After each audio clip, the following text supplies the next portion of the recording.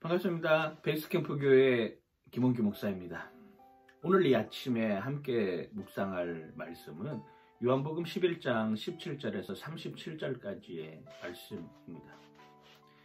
나사로가 죽었습니다. 그 죽은 나사로를 생각하며 예수님은 눈물을 흘리십니다. 인간이 생각할 때 죽음이라고 하는 것은 정말로 다시는 만날 수 없다라고 하는 이 마음 때문에 사람들은 그를 기억하기 위해서 그를 떠나보내는 마음으로 슬피 울게 되는 모습을 보게 되는 것이죠. 나사로는 예수님에게 있어서도 정말로 사랑하는 사람이었습니다. 같이 눈물을 흘릴 수 있는 그런 처지에 있는 사람이었죠.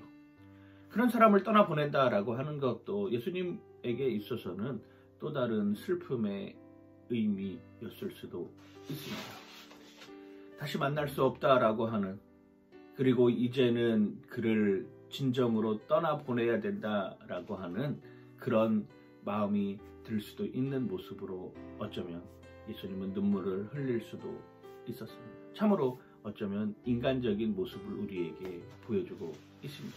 그런데 더불어 예수님은 그 눈물에 앞서서 이미 나사로의 부활에 대한 이야기를 하고, 거기에 있었던 마리아와 마르다도 예수님의 그런 이야기를 듣고, 그렇습니다 주님, 예수님 부활하실 때 우리 오빠도 부활하고 그때는 다시 만날 수 있습니다. 그건 지금 당장 일어나는 일이 아니라 앞으로 먼 미래에 일어날 일입니다 라고 고백하는 모습을 보게 되는 것이죠. 우리는 죽음이라고 하는 문제에 대해서 그걸 뛰어넘을 수 있는 여건은 없습니다. 인간은 누구나가 다 죽습니다. 그리고 죽음 이후에 사후 세계가 있다라고 하는 것, 그리고 사후 대책을 위해서 우리는 무엇을 준비해야 되는가 고민해 봐야 할 시간일 수도 있는 것이죠. 사람들은 누구나가 자신을 소개할 때 자신의 이름, 아니면 자신이 가지고 있는 출신 학교, 지역, 자신이 생활하고 있는 삶의 터전, 아니면 자신이 속해 있는 직업 등을 소개하기 마련입니다. 그렇게 소개하는 이유는 무엇입니까? 나 이런 학교를 나왔고, 나 여기에서 살고 있고, 나 여기에서 일하고 있으니까 요거 관계되는 사람들, 학연과 지연과 혈연으로 묶을 수 있는 사람들은 나와 함께 할 수 있는 공동체야. 그런 공통점들을 만들어서 나와 좀 더 친밀한 관계를 갖자라고 이야기할 수 있는 요소로 자신을 그렇게 소개합니다. 저도 마찬가지죠. 제가 아침마다 매일 묵상을 찍지만 소개할 때 베이스캠프 교회 김원규 목사라고 소개를 합니다.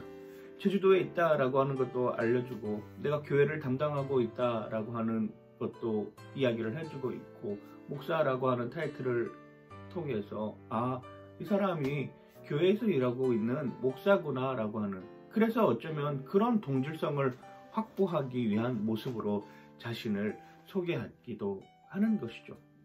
그런데 주님의 소개 방법은 다릅니다. 특별히 요한복음에서 나타나는 자신을 소개하는 방법은 우리가 흔히 생각하고 있는 어떤 태어난 과정을 설명하는 것도 아니고, 자신이 속해 있는 소속에 대한 것도 아니고, 지역적인 문제는 더더욱 아니고, 학연, 지연, 혈연을 다 떠나고 난 정말로 존재의 근원에 대한 자신의 소개를 하고 있다라고 하는 것이죠. 예수님은 세상에 빛으로 오셨다 이야기를 하셨습니다. 예수님은 생명의 떡에 관한 이야기로 스스로 자신을 소개하고 있죠. 예수님은 스스로 양의 문이라고 이야기를 하고 있고, 예수님은 당신 스스로가 선한 목자다라고 이야기를 하고 있습니다. 그리고 오늘 본문에 나온 것처럼 나는 부활이요 생명이다, 그리고 나는 길이요 진리요 생명이다, 나는 참 포도나무다 라고 하는 자기 자신을 이렇게 7가지로 표현하기도 합니다. 특별히 오늘 본문에 나오는 부활이요 생명이다 라고 하는 것은 어쩌면 인간이 한 번도 경험해 보지 못한 인간으로서는 지금 당장 경험할 수도 없는 그런 부활의 이미지를 가지고 예수님 당신 스스로를 보여주고 있는 것이죠. 당신 스스로가 부활이고 당신 스스로가 생명이다 라고 하는 것을 이 나사로의 죽음과 그리고 나사로를 우리가 후에 살펴보겠지만은 살려내는 이러한 과정들, 이러한 사실을 통해서 그걸 증명해내고 있다라고 하는 것입니다. 부활이고 생명이 된다라고 하는 것. 예수님을 믿으면 그 부활과 생명이 가능하지만 예수님을 믿지 않으면 그 부활도 생명도 없다라고 하는 것을 우리에게 분명히 보여주고 있는 것이죠. 오늘 요한복음 11장 25절 26절은 이렇게 표현을 하고 있습니다. 예수께서 이르시되 나는 부활이요 생명이니 나를 믿는 자는 죽어도 살겠고 무릇 살아서 나를 믿는 자는 영원히 죽지 아니하리니 이것을 내가 믿느냐. 예수님 당신 스스로가 부활이고 생명이다 라고 분명하게 이야기를 하고 있습니다. 그리고 그걸 믿는 사람들은 죽어도 살겠고 무릇 살아서 믿는 사람들은 영원히 죽지 않겠다라고 하는 이 선언적 메시지를 우리에게 던져주고 있는 것이죠. 이게 바로 믿음입니다. 다른 종교들도 다 가지고 있는 것들이 있을 수 있지만 다른 종교가 가지고 있지 않는 것이 바로 이 부활의 신앙이라고 하는 것이죠. 그래서 다른 종교와는 다르다라고 할 수 있는 것일 거 아니겠습니까? 히말라야에 올라가는 방법에 대해서, 그 정상 꼭대기에 올라가는 방법에 대해서 수많은 사람들이 자기 나름대로의 루트를 만들고 자기 나름대로의 코스를 만들어서 정상에 올랐다라고 합니다. 세상의 수많은 종교들이 다 똑같이 이야기를 합니다. 특별히 종교 통합을 강조하는 사람들이 이야기하는 것들이 무엇입니까? 야, 어느 길로 가든지 간에 정상에만 올라가면 되는 거 아니냐? 어느 길로 가든지 간에 그 꼭대기에서 우리 다 하나로 만나는 것 아니냐라고 이야기를 하지만 기독교에서 말하는 부활의 신앙은 위에서 하늘에서 하나님이 직접 인간이 되어서 내려오셨다.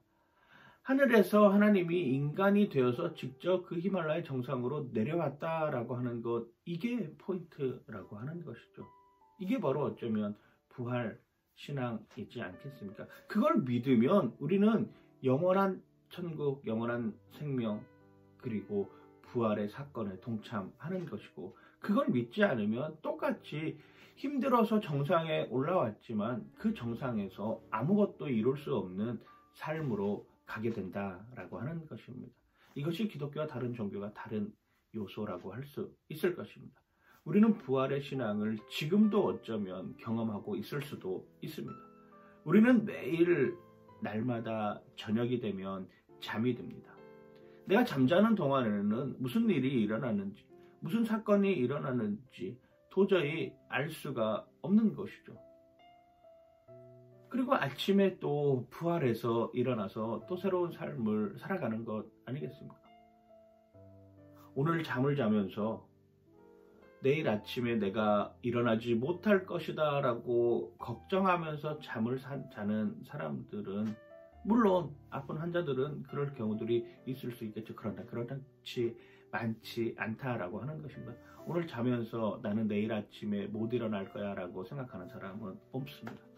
오늘 자면서 당연히 나는 내일 아침에 일어날 것이고 그리고 또 내일의 삶을 살아가야 될 거야 라고 당연하게 생각하고 그것에 대해서 생각조차 하지 않고 그냥 잠이, 어쩌면 우리는 매일 죽음과 매일 부활을 경험하고 있으면서도 부활에 대한 정말로 사건, 그 부활에 대한 예수 그리스도의 진정성을 믿지 못하는 삶으로 사는 여건이 많은 것이죠.